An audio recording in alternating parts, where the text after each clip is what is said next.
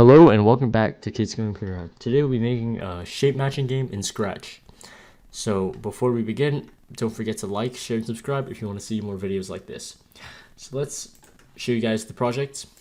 So you just use the left and right arrow keys to move around, and up and down arrow keys to change the shape. And you basically try to match the shape to gain points. And if you don't match, then you don't get points. So let's say I don't match, then it just doesn't gain any points. And so yeah, you just try to match it and try to get as much score as you can. And so yeah, that's pretty much the game. It's a pretty simple game for beginners. And let's start a new project, guys. So new project. All right, so what we want to do is first rename project, of course. So shape matching game. Matching game. All right, we're gonna delete the scratch cat.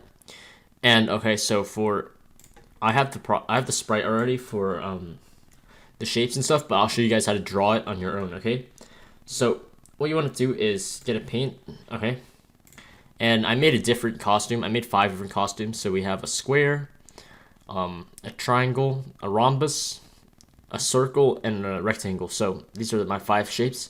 And to make these, it's pretty simple. So for the square, what I did was I just took the square tool. I made it a certain color. You hold down shift and then you can make a perfect square. And what you want to do is to make the square align with the crosshair here. You see the crosshair down here? So you want to make this line up like that. So you want to make all the sprites like this. You don't want to center your sprites because some sprites are different sizes and shapes than others. So we want to make it all uniform, so they're all in the same position. So you want to position all your sprites like this. So if I can go to the other sprite, you can see that all the sprites are positioned in the same position, like right above the crosshair in the middle. So you don't want to center your sprites. So something like this, like in the ballpark area, just do something like that. So that's how you do a square. To draw a triangle, all you have to do is get the reshape tool. So select it, and you can just delete one of the corners. So you backspace, and you got a triangle. And then what you can do is just rotate it like that. So you can hold down shift, and then there you go, you got your triangle. All right, and for circle, you can just use the circle tool, and you want to make all your sprites different colors. So circle, and rectangle, square, you just duplicate your square sprite and just rotate it on the side. And the rectangle you can just draw with the tool. Circle, of course, you just hold down shift, draw a circle, pick a different color, and of course you have to make it a little bit above the center of the crosshair, like that. And of course, make different colors. All right, so that's how you draw the sprites. I already have it in my backpack, so here are my 5 sprites for the player. So first, let's make some variables. Let's make the variable score for all sprites. And then in the square, in the player, first we're going to go, when green flag is clicked, we are going to set the score to 0. And then next, I'm going to set this the sprite to be somewhere near the center of the bottom. So we're going to say go to x 0 and y negative 175. So that'll be somewhere like down here. All right, and then I'm going to forever loop. So this is going to be the movement for the sprite. So I'm going to say move forever if right arrows press, key right arrows press. Then we're going to say change the x by 10. So it's going to move 10 to the right. And then we could just duplicate this, right click duplicate. If left arrow is pressed, then we go x by negative 10. All right. And then next, what we're going to do is make it so you can change the costume. All right. So we're going to say when the up arrow is pressed, so when up arrow is pressed, we're going to go next costume. And we also want to make it so you can go back a costume. So we're going to say, we're going to duplicate that. So when down arrow is pressed, we're going to say switch the costume to costume number -1. So it's going to go back one costume number. All right. So we're going to say switch costume to costume number -1. Costume number -1. All right.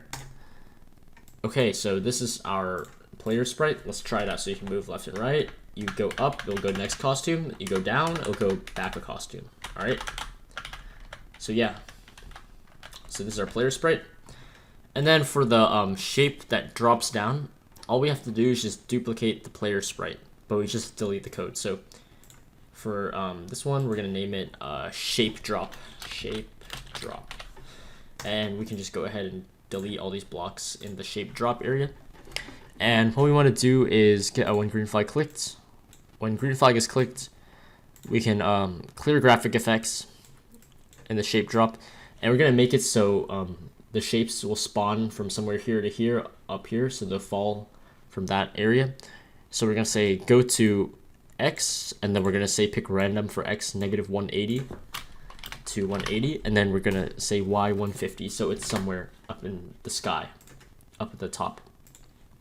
All right, and then we're gonna say switch costume to pick random 1 to 5, since there's 5 costumes, so different shapes will fall. So we're gonna say pick random 1 to 5.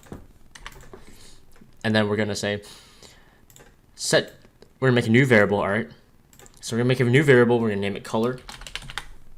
So for color, this is gonna change the color of the sprite. So this doesn't really do much, it's just gonna make your sprite change color. So it's just for fun, more decoration, or more, add a little bit extra to your game. So we're gonna say set color to pick random 1 to 200. So 3 different colors falling down. And we need to use a variable because we'll need to use it to control later functions. All right. And then so next we're going to say set color effect to the variable color. And then we're going to show.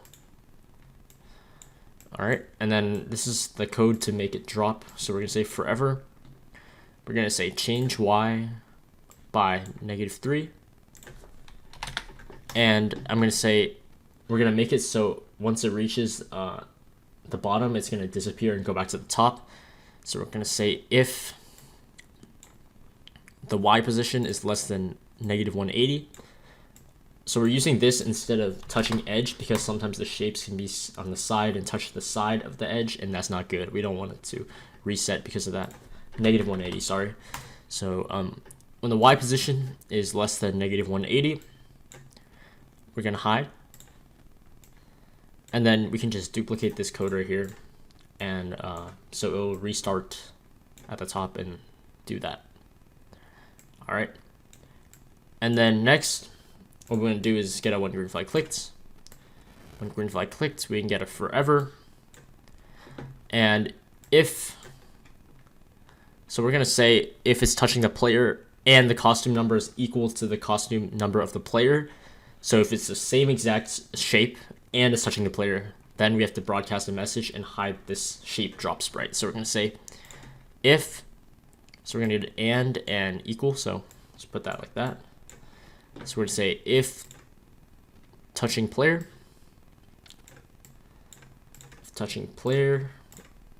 and costume number is equal to the costume number of the player. So it's the same exact costume for it to change color and disappear. So we say costume number is equal to the costume number of the player. So we're going to take that, and we have to change the second one before we change the first one. So I say player and costume number. Then we're going to hide the sprite, the shape drop, and then we're going to broadcast a message, and we're going to name it matched. So it knows that it matched. All right. And with the match, we're going to go back to the player. So when I receive the the broadcast message matched, then we can change the score by 5. Change score by 5. And then we're going to set the color effect to the variable color. So it will switch to the color of the shape that dropped.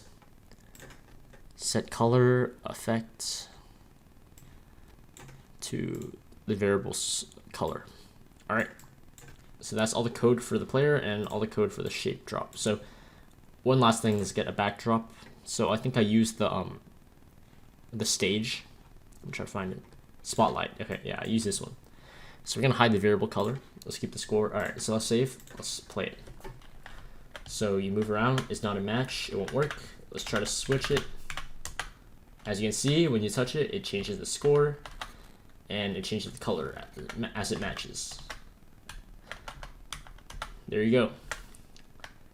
So another idea for you guys is you can make it so you can show when it wins and when you lose. Maybe something, if you don't match something, then you lose points, or when you get to a certain score, you can win. So you can add that on your own. And one last thing, one way you can clean up the code here, as you can see, there's like repeated code, right? So what we can do is make something called a custom block. So with the custom block, you don't have to repeat code. It'll be easier to reuse the code later. So we can name it like color change. So that's our custom block, color change. So what we can do is take this code out, put it right here, and all we have to do is call it right here, and we can remove that because it's the same exact thing, and we can just call the function right here, and it will do the same exact thing. It just looks more cleaner. So let's play it. All right. As you can see, it's working. So yeah, that's our simple game for today. Simple shape matching game for beginners. If you have any questions, please be sure to ask in the comment section below. And if you did enjoy this video, don't forget to like, share, and subscribe to Kids Going Playground. And I'll see you guys in the next video.